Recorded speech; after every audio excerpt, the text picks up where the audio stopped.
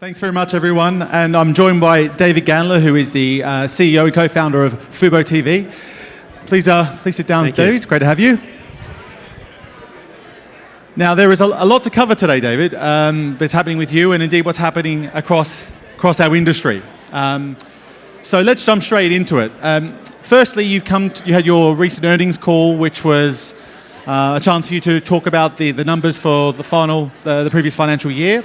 Talk us through some of the top line numbers there that really stood out for you, that show that the trajectory you guys are on right now. Yeah. Well, first of all, thank you for having me here. It was a wonderful 2023. We delivered almost 30% top line revenue growth. We delivered about 14% increase in ad revenue. Overall, subscribers hit another record number of 1.6 million. So I think it was a pretty remarkable 2023, given all the disruption that's happening in the space. Some pretty good numbers. Top line growth, more efficiencies on the cost saving side. So all the things you'd want to see on your earnings call coming through for shareholders. Yet, when you announce those numbers, the share market doesn't always react the way you would expect. I think it never reacts the way you expect when it comes to Fubo. I think over the last couple of earnings calls, I've seen that similar reaction. What do you think do you have any idea or any sense as to why, I guess, the market reacts in such a way where you guys are above guidance almost every time? Well, I think to be clear, we've exceeded guidance or expectations now 11 out of 12 quarters as a public company listed on the New York Stock Exchange. I don't know of any other media company that has come even close. We've improved our adjusted EBITDA by $100 million in 2023 on a mere, when I say mere, relative to what some of these big companies are doing, but on about 1.2 billion of revenue. So if you think about some of the larger media companies that are doing 20, 30, 40, 50 billion, sometimes I'm shocked why they're not doing as well as we are. So yes, it is shocking, but I think Fubo has really defied gravity for 9 years, and every year it's the same old story. Well, Amazon's coming out with Thursday Night Football, you're dead. YouTube's coming out with Sunday Ticket, you're dead. So no matter what we're doing, I think that the market has a hard time understanding, well, how can we ultimately survive? So I think really it comes down to whether or not people believe you're relevant, but over time they run out of reasons to say but, and you end up being an integral part of the market. One of the things you've been very clear about is your goal to be have positive cash flow for 2025. Yep. How's that tracking for you? Well, I mean, clearly we're tracking, as we had stated back in 2022. We continue to improve our cash flow seasonally, year over year, every single quarter. That has happened now for, I think, the last 6 quarters. We've also beat expectations on the bottom line. So far, we think we're very comfortable with our current plan. So for a while now, we've seen the industry shift from a growth-first strategy to a pragmatic growth strategy, let's call it. And you've clearly identified that across your approach with the business. Looking towards your plans for next year, some of the projections for me, I thought they were interesting. I wanted to get your take on them. The expectations on growth we're looking at, I think you're around 1.61 million subs this year. For 2023. Yeah, for 2023. And projecting to grow to somewhere between 1.67 and 1.68 million subs for next year. That growth isn't a huge number of growth in subscribers. Right. Why have you decided to, say, tone down the growth expectations on the sub side? Is the focus more now going to be on real cost efficiencies and just making sure the business is stable, or is there other concerns or headwinds that you're facing? Well, last year I think we started the year the same way. I think we had roughly forecasted about 5% growth and finished well in the double digits. So there's some element of conservatism in our numbers, just given every week there's some new piece of news out there that changes everything. And again, we're one of few companies that continues to forecast, whether it's on advertising, whether it's on subscriber growth. We feel very comfortable that we're able to deliver on the numbers that we have forecasted. And I think the other piece is if you're going to hit cash flow break even, you really have to focus on the revenue side, less the sub side, because subscriber models require a lot of money invested in the beginning, right? Because so you invest money today, and then there's an LTV over the long term. So obviously, investing more into the front end will cost more initially. Personally, I would do things slightly different, but as a public company, we have to deal with shareholders, and we need to be fiscally responsible, and we have fiduciary responsibilities. So that's why we've been a little bit more conservative. You talked about news in there. There's been a lot of news in the industry over the last few months, and one of the biggest stories that was a hit the 2024 Newswire was the announcement of the joint venture between Warner Brothers Discovery, Disney, and You mean Fox. the sports cartel? The sports cartel. What was I am a thought leader. Yes, absolutely. So let's talk about your initial reaction when you heard that. Was it a surprise? I'm not surprised.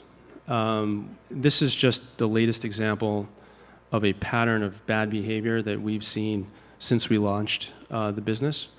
Again, this is part of the reason why you said, well, how do you have so many great quarters? I mean, let me just break it down to you. I mean, since this is a sports conference, I'll use Moneyball as an example. When you apply Moneyball analysis to Fubo, what you'll find is that our revenue per employee is in 2003 was $3.3 million. You can fact check that. To put that into perspective, Netflix, which is obviously a highly scaled business, is roughly 2.6 million of revenue. And Spotify, 1.8 million of revenue. And our friends over at Roku, 1 million. And just to give you a social media stat, Snapchat's around $900,000. So it took us 7 years to get to 1 billion of revenue.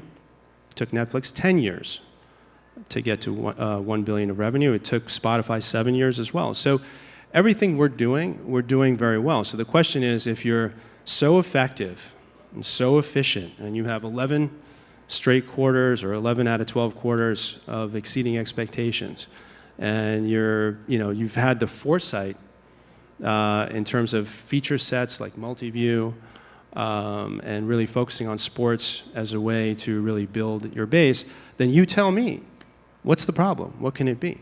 And the answer is simple. It's that we're being overcharged, 30 to 50%. We're dealing with complexities around packaging. I'm not going to get into details of it because there's a lot of complexity there, but we're forced to take on content that we don't want in order to access must-have programming. When I say must-have programming, it means that 80% of the sports content that the CFO of Disney said that they would have at launch. And then there are other restrictions, right? We don't get to carry ESPN Plus, although we pay more per subscriber than anybody out there. So there are things like that, elements that I think are, have been unfair. And again, we're not, I'm sure some of the other executives will say, they're just crybabies. We're absolutely not crybabies. We're more than happy to take them on head to head, pound for pound. But we're just looking for equitable terms. Again, would you be okay if American Airlines, United Airlines, and I don't know, JetBlue or somebody decided to buy Boeing? How would we feel about that? Or if Citibank, JP Morgan, and Bank of America said, you know what, we're going to launch an online digital bank. So all we're saying is we want equitable terms. We're happy for consumers to have as much choice as they want. But for the last 7 years, we have provided consumers with a streaming service that was significantly more effective and efficient than cable. So we just want to continue that process, and we're happy to do that again on fair and equitable terms. So you released the press release a few weeks back with regards to the fact that you have actually launched a lawsuit against the venture. Yep. You mentioned some of the reasons there, but why decide to take it to that extent, I suppose? Well, I mean, you see the news yourself. Every week, it's something new. They start with Plus services. That doesn't work. They call Verizon. They bundle it, with other services. That doesn't work. I mean, they basically are throwing everything at the wall and hoping something sticks. And, if you don't have any competitors, guess what? It's going to work. And so I think this was it was a clear opportunity for us to be able to communicate what we're actually dealing with. It was very difficult for us to go in and talk about each of these companies individually. But when you aggregate 80% of sports, it makes a much easier discussion for us to have as to why there is clearly anti-competitive impact here. So you've intimated, but just to be clear, in terms of the competitive nature of the platform itself, you talked about the conditions which you're currently under is the main issue, not necessarily the launch of the platform. What impact do you think? I don't think we've ever said, I mean, look, we have, when we started this company, we were up against Sony PlayStation Vue, which, by the way, if I'm not mistaken, they complained to the DOJ back in 2014, and they're no longer here. So note to self. There was T-Mobile's Vision product, Amazon Thursday Night Football, Peacock, Paramount Plus. People still want to use an aggregated platform, and we've been very focused on ensuring. I mean, we talk about friction and fragmentation now for, I don't know, since 2020. We've been the first to talk about the rebundling in our shareholder letter of March of 2021. So, from my perspective, this is sort of normal course, and you should be able to compete for customer eyeballs, compete for wallet, and we think that we're very well positioned to be able to do that.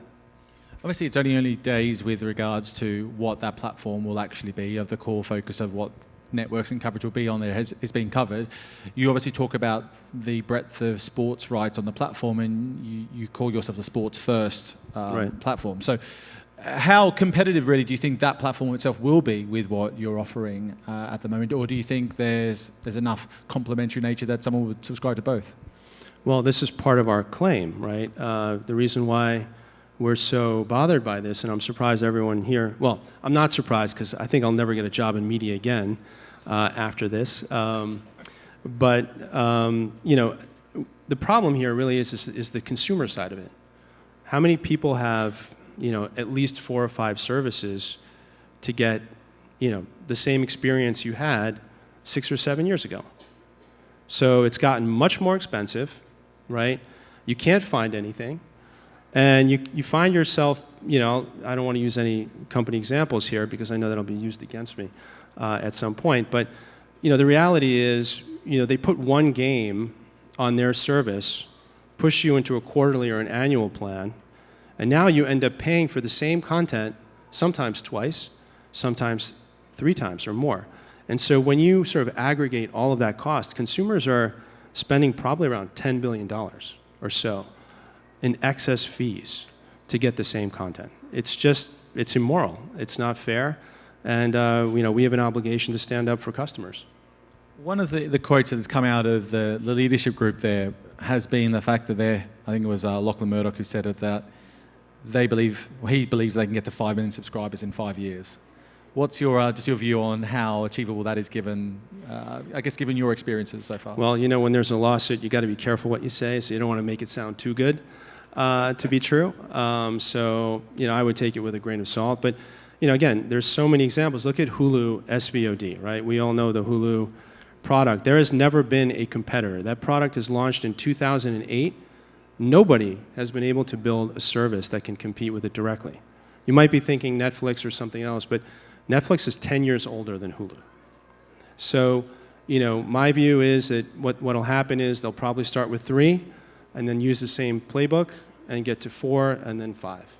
And so they want to do it as quietly as possible. And, fortunately, there's someone like Fubo here to make sure at least that everyone can see the truth.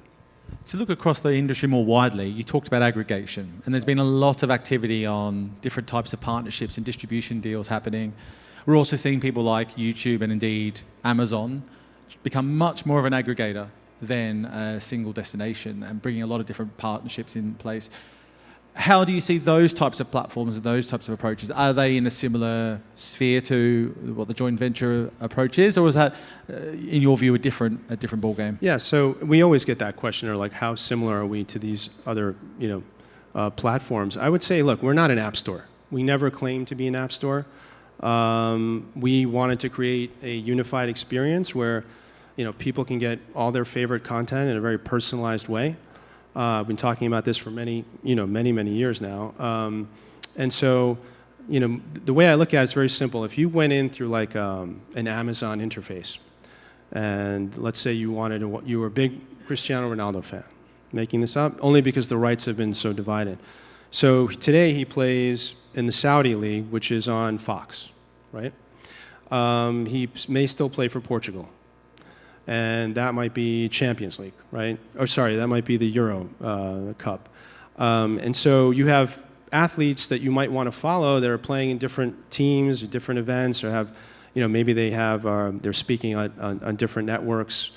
And how do you follow an athlete if you're constantly having to jump around from platform to platform? You're never actually going to get the value out of your service. So, we consider ourselves to be a premium platform servicing customer needs, and we've been at the forefront of innovation now for a long time. So your business, and indeed the other businesses we're talking about, are very much still built on a subscription-first model. Right. What we're seeing a lot across the wider industry in other markets outside of the US is a real resilience or resistance, perhaps, from younger generation audiences to subscribe and put money up front for access to these things. They instead will use other platforms and other forms of entertainment instead, is the fear and concern, and particularly around non-live rights. You obviously have taken a hybrid approach in the monetization. Right. Do you see advertising becoming a continually bigger piece of the pie for access to particularly the live sports component of what you'll do, or do you think it will stay as a subscription model for the near to medium future? Well, when we took the company public, we really sort of talked to investors about the dual revenue stream of advertising and subscription. I mean, sports is just too expensive for it to just be advertising driven. So it's definitely going to be a hybrid. Of course, we have our own network called Fubo Sports Network that's available, I think, 90 million plus homes at this point. And we do play some games on the free network just to kind of drive awareness for our partners. But it's highly unlikely you can sort of, offer sports, given the premium nature of different leagues, right? It also depends on the league, of course. But I think for the most part, it's going to be a dual revenue stream. Across the industry globally, we have seen a downturn or a flattening of sports media rights value. Right. Do you think that's something that you're going to see more of in the US now as well? Obviously, a lot of deals have been locked in for longer term. NBA, we're waiting for what the outcome there is on those rights as well. What's your view on the future of the premium prices that sports properties are charging for those rights? Well, I think taking the NFL out of the equation, because I think those deals are through like mid or 2031, 2, and 3. So I think there's time for that one. But for the other ones, look, I mean, this is the United States. It's a very competitive market, and as you see from the irrational behavior over the last 3 years of many of the major players in the market, they don't care, right? It's about crushing everyone for the sake of crushing everyone, including themselves. So, my view is that, there's probably 1 or 2 more rounds of premiums being paid because these are sort of defining moments. One thing that I don't understand is why, the Amazons of the world want to own sports rights. I just don't get it, because they own the platform. So wouldn't you much rather have the NBA pay you a vig, as we say in sports, and you're still aggregating everything? So when I look at that to me is a little bit of a head scratcher. So we'll have to see what happens there. But I think that for some of the traditional media companies, because they're forcing companies like Fubo to pay for unwanted content, I think like they have to continue to pay up, or the writing's on the wall. Right. In a few minutes, I will throw some questions to the floor. But just quickly, one of the things I saw you made a new deal with the MASN network, the Baltimore Orioles and Washington Network, Nationals home. That gives you something like, I think, 35 regional sports networks available on the platform. Yep, that sounds right. What role does the RSNs play on the platform? How important are they? Are they just one piece of many pieces of the puzzle for you in terms of attracting audiences, or are they more significant than that? Yeah, well, look, I think we were the first ones. Well, we're always the first ones, but I think we've identified the RSNs as important components of our platform. If you look very closely at ratings, the reason why the RSNs never show up on any ratings reports is because ratings are national. So if you just look at ESPN, in any one market, you'll see that there's an RSN either very close to ESPN in that market, or you'll find that these RSNs are actually above in terms of viewership. And so we believe in the primacy of sports. Sports is local, which is one of the reasons why I think maybe you asked me before, like, oh, are you worried about Sunday Ticket? Does this change things for you around the NFL? And as you guys saw, we grew tremendously in the third quarter, despite the fact that the promos that YouTube was giving away were just insane. Like, only one company can do that. It's like Gmail; they can give anything away. And so, from my perspective, it's the primacy of sports, and we want to cater to customers in a way that they want to consume content. And to me, most people are local fans, right? I think if you look at just Major League Baseball Pass or any of the other passes, those services have never grown more than a certain level. I'm not going to say what that level is. Not because they're not good or people don't want to watch it. It's just because if you live in Boston, you're going to be a Red Sox fan. I mean, that's just a fact. So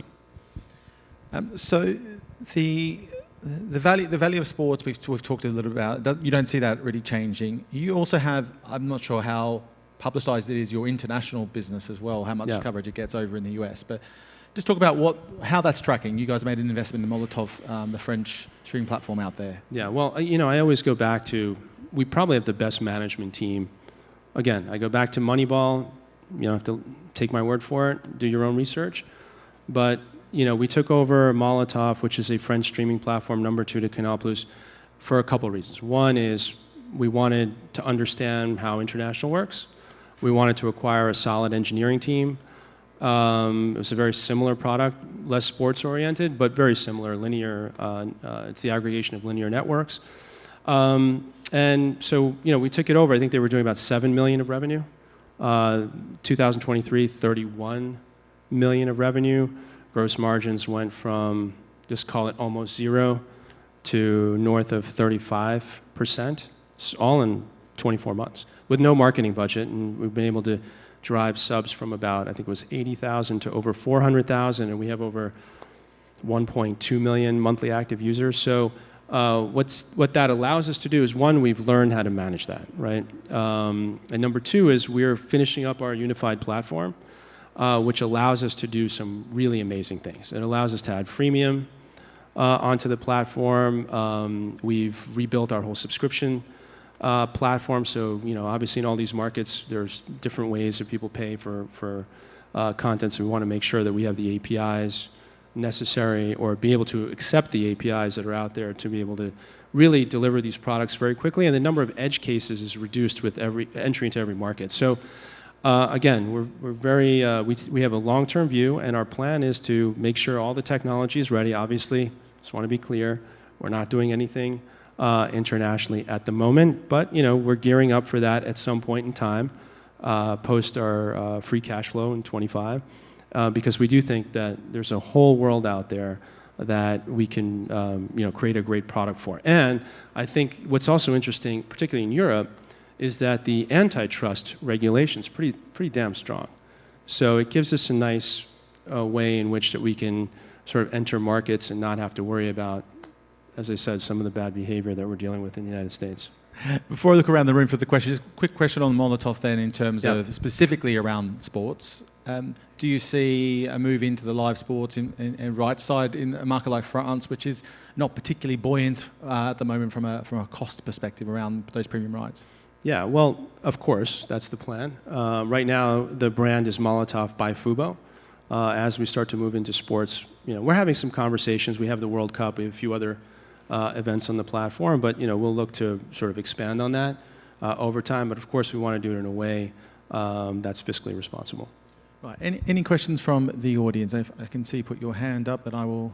There we go. We've got a question right at the front. Here, Jatila, thank you. We'll start here because you're first ready to go. The first question, do you ever thought about creating organic content for Fubo, your own content creation? Is that direction you want to go? Yeah. So look, we have our own network right now. We have some licensing deals currently, but I think that I'm thinking about video more like Spotify in music, where you can use the artificial intelligence that we've been also building out. Again, we were first to market with that in 2021. Did I say first again? I feel like I say that all the time. I think you did. So I'm thinking more synthetic channels and being able to, cater to your specific needs. Think of it as like Spotify has, like if you like rap music, there's a Rap Caviar, right? There's a station that you can access that kind of aggregates songs that the machine thinks, are relevant for you. I think you'll see us start to do that in the coming years with sports talk, news programming. So I see us moving in that direction. We certainly want to differentiate from programmers. That's their job. Our job is to really create a super aggregation platform. So I think we'll probably stay in that space and focus on product. Okay, another question? Thank you. This is on. Okay, great. So you talked a lot about the Disney, Warner Bros. Right. Fox streaming bundle. But at the same time, you also talked about how rights have been kind of too split up now. It's been very complicated for the consumer. Right. What do you think those companies should do instead? Given that the fact that they're suffering on the linear side and the streaming side, what would you propose? Well, I don't get paid to give other people advice. I've tried, that didn't work. What I would say is that, like I said, they're programmers. And if you think about the deterioration of the linear business, you have to say, why has it deteriorated, right? And the reason for that deterioration is because when you take content off of I'll call it the pay TV platform, I don't want to call it linear, and you're offering some of that content at below wholesale rates, you're driving people out of that ecosystem. And what I think has become clear to everyone, I hope it has, well, not to everyone. If you're on the 51st floor somewhere, probably not that obvious to you because it's still cloudy up there. But what I would say is that they need to really focus on, programming, the networks better, programming the content better, allowing us to provide better feature sets so that people are more engaged, which would drive sponsorship and advertising dollars for them as much as us. So, basically this is what you've seen over the last, 5 or 6 years is really a massive destruction of value that I haven't seen in any other industry. And all of this is due to basically just self-inflicted wounds. And trying to find solutions for problems that probably don't exist, right? Who wants to have 50 platforms and go search and you're watching Thursday Night Football, there's a break, you want to quickly see another game or check out the news or do something, or the weather, and that's it, you're trapped, right? So again, I think at some point in time, what you'll see is that I think as investors apply pressure on these companies, I think they'll start to become a little bit more rational and allow us to do the work that we're supposed to do and give them time to focus on programming. So I have one question at the front here, Rob. Can you hear? Yeah. You mentioned Moneyball a lot. I love that analogy. Yeah. It sounds like the fundamentals are strong. The long-term opportunity is massive.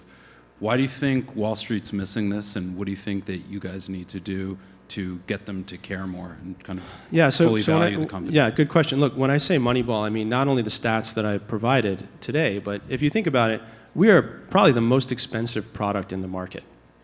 And in 2020, I think we had about, don't quote me here, but fact check it, 500,000 or so subscribers to, I want to say, Hulu's 4 million or so. So we were roughly about 26 or 27% of Hulu's base in 2020, and today, fast forward, 37%. So better efficiencies across the board, higher prices, we're taking market share. There's really is only one reason why investors have a hard time. And the answer is they don't believe that we can sustain the pressure applied, from these companies. And so that's why I've been so vocal about it on our earnings call on Friday, because, at some point, it's like a teenager spinning out of control. They tried everything. So this was just an opportunity for us to speak about something that I think not only impacts us, but impacts consumers. I mean, forget about all the junk fees. We're talking about $10 billion of fees that most of you are paying here. That is just unfair. I'm sure, when you're at home talking to your parents or your spouse or your kids, and you look at your bills, you're like, what is this? Like a few $100? You don't even know when programming is on. So, my view is like we just had no choice. They put us in a box, and I've told them for many years, if you want to, this goes for everyone in this room. When you negotiate with someone, you want to negotiate with them in a way that, for instance, if you're negotiating with us, you don't want to push us over the ledge. You want to keep us on the ledge, but you want us to continue to engage with you and pay the premiums. But when you push someone over the edge, they have no choice. They're going to fight you. So when I say that this is a real fight, and by the way, we haven't lost a fight. Now, I'm not saying we're going to win this one, but we haven't lost one yet. And, I feel pretty good about our chances, just given the very simple things that we've laid out for you. And again, it all comes back to consumers. Unfortunately, that is all we've got time for today. Thank you very much, David, for Thank you joining very us. much.